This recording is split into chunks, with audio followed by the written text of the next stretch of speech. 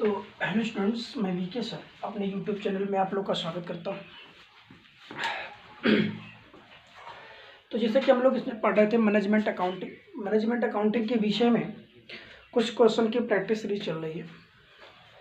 तो उसी से आगे क्वेश्चन, जैसा कि मैं बात कर रहा था statement of changing working capital के विषय में, उसी से रिलेटेड क्वेश्चन है। तो कह रहा है निम्न सूचनाएं एक लिमिटेड से संबंधित है। अब जिसमें एसेट दिया गया और बी लायबिलिटीज दी गई है। तो एसेट्स में ये सब जो एसेट दी गई है करंट एसेट्स है। कौन से एसेट्स हैं? करंट एसेट्स है। और जो ये दी गई है करंट लायबिलिटी, क्या है? Current liability. ठीक, तो इनके प्रभाव को, करंट एसेट्स और करंट लायबिलिटी के प्रभाव को जिस जगह हम दिखाते हैं वही हमारा क्या है? Statement of changing working capital है। तो इसको हम दिखाने के लिए यहाँ नीचे लिखा गया है prepare statement of changing working capital. तो सबसे पहले हम statement of changing working capital का स्ट्रक्चर बना लेते हैं, स्टेटमेंट बना देते हैं। लिखेंगे statement of change in working capital for the year ended on 31st March 2015। तो 15 में प्रभाव होने वाले सभी संपत्ति एवं दायित्वों को दिखाएंगे। ये आपका प्रीवियस का हो गया और ये आपका करंट का हो गया, और ये हो जाएगा इफेक्टेड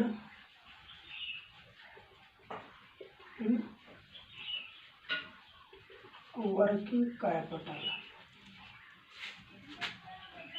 तो इफेक्ट जो पड़ेगा वो वर्किंग कैपिटल पर, एक आपका पड़ेगा इंक्रीज पर,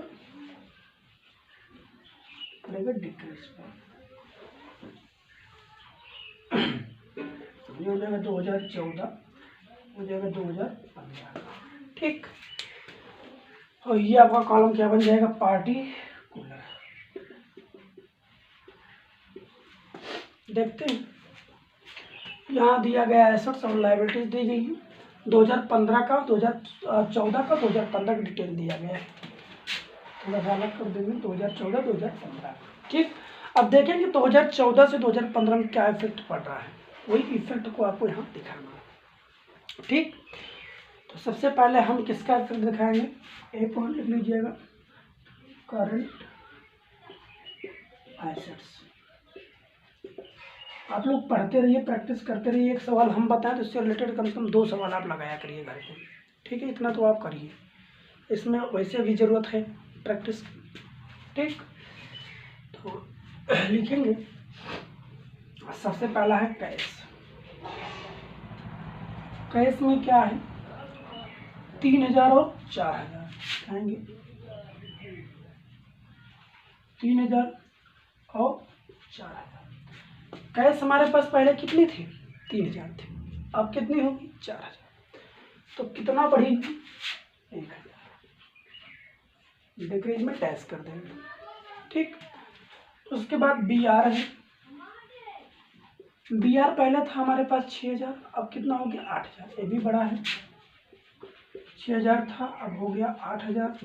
तो 2000 का इंक्रीमेंट है, डिक्रीमेंट में डैश कर दीजिएगा। तो गाइस समझ में आ रहा होगा आप लोगों को।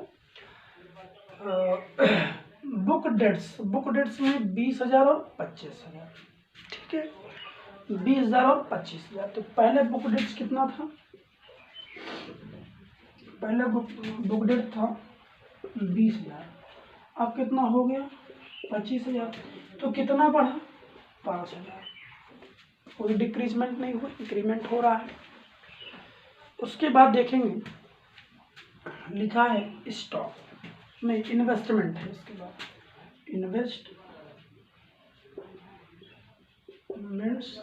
इन्वेस्टमेंट्स 6000 पहले थे, अब 3000 हो गया, घट गया। 6000 था, अब कितना हो गया? 3000। 3000 क्या हुआ है? घटा हुआ है, तो उसको डिक्रीजमेंट में दिखा देंगे, डिक्रीज में दिखा देंगे। उसके बाद है स्टॉक। क्या है बेटा? स्टॉक। स्टॉक जो है ये पहले कितना था? 28,000, अब कितना हो गया? 35। मतलब 28,000 था, अब हुआ है कितना? 35,000। तो भाई स्टॉक बढ़ा है, बढ़े होने का मतलब या तो स्टॉक खरीदा गया होगा, परचेज किया गया होगा, तभी तो बढ़ा हुआ है। तो 28,000 से कितना हुआ? 35,000। तो 28 तो 30, 5 35 तो 7,000 बढ़ा है। डिक्रीज में डैश कर देते। प्रीपेड एक्सपेंस है अगला। क्या है बेटा? प्रीपेड।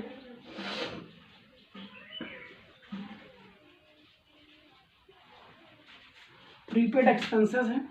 पहले था 1200, कितना हो गया? 400। 1200 से हो गया 400। ये कम हुआ है कितना? 800 कम हुआ है, डिक्रीज में डैश कर दीजिएगा। तो ये कुछ सिचुएशंस रही। अब संपत्तियों की, अब इसको बराबर कर देंगे। बराबर करेंगे तो यही आएगा 64,200 और 75,400। 64,200, 75,400। ठीक है। अब बी है करंट लायबिलिटी। करंट लायबिलिटी में क्या है? सबसे पहला है बीपी। बीपी का मतलब होता है बिल्स पेबल। बिल्स पेबल हमारे लिए करंट लायबिलिटीज होती है। अब मैंने ये बताया था, थोड़ा समझ लेना है। क्या बताया था? ये बताया गया था कि संपत्तियां का विपरीत क्या होते हैं? संपत्ति का विपरीत क्या होता है? एज ए लायबिलिटीज होता है। ठीक है। तो अगर संपत्ति बढ़ रही है तो यहाँ पर हम इंक्रीज किए, घट रही है तो डिक्रीज किया गया है। तो उसका जो विपरीत है ये, तो इसका मतलब प्रभाव भी उसके विपरीत दिखाना है। जैसे यहाँ पर संपत्ति बढ़ी है तो बढ़ी में दिखाना है, लेकिन यहाँ लायबिलिटी अगर बढ़ रहे हैं तो उसको डिक्रीज में दिखाएंगे, उल्टा दिखाएंगे। अगर घट रही है तो इंक्रीज में दिखाएंगे। इतनी बात है। ठीक। तो इतनी बातें ध्यान दीजिए। बीपी कितना है? 4,000। अब कितना हो गया? 3,000। ये हो गया 4,000 से कितना? 3,000। अब 4,000 से 3,000 बताओ, बढ़ा है घटा है? घटा है ना। तो क्या हम डिक्रीज में दिखाएंगे? नहीं, उल्टा दिखाएंगे, इंक्रीज में। कितना? 1,000। मैंने यही तो भी बताया कि विपरीत दिखाना है एसेट्स के लायबिलिटी में। ठीक। बीपी हो गया। फिर क्रेडिटर्स 8,000 से 5,000। क्रेडिटर पहले थे 8,000, अब कितना हो गए? 5,000। तो 8,000 से 5,000 हुआ, तो इसका मतलब क्या समझ में आया कि 8,000 से 5,000 हो गया, इसका मतलब घटा है। तो घटा है कहाँ दिखाएंगे? इंक्रीज में। कितना? 3,000। उसके बाद provision for tax. Provision for tax. Provision for tax 2,000 से कितना हो गया? 3,000। पहले था ये 2,000, अब कितना हो गया? 3,000। तो ये बढ़ा है, तो बढ़ा है इसका मतलब क्या? बढ़ा है इसका मतलब हम डिक्रीज में दिखाएंगे। कितना? 1,000। ठीक। बढ़ा है ना, बढ़ने का मतलब क्या? डिक्रीज। ठीक। मैंने अभी बताया जस्ट विपरीत दिखाना है। उसके बाद प्रोविजन फॉर बीडी।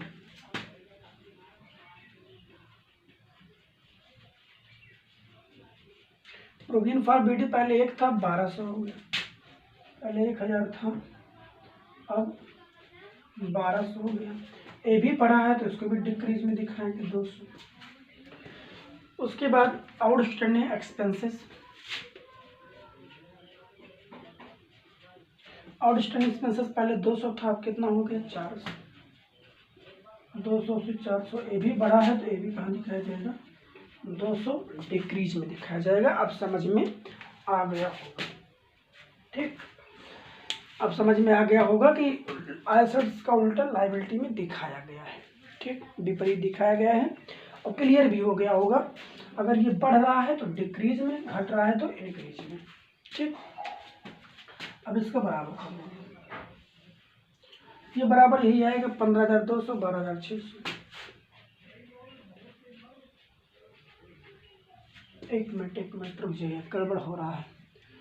2015 का 12,600, 2015 का 12,600, ठीक सही है, कोई दिक्कत नहीं, 12,600, ठीक।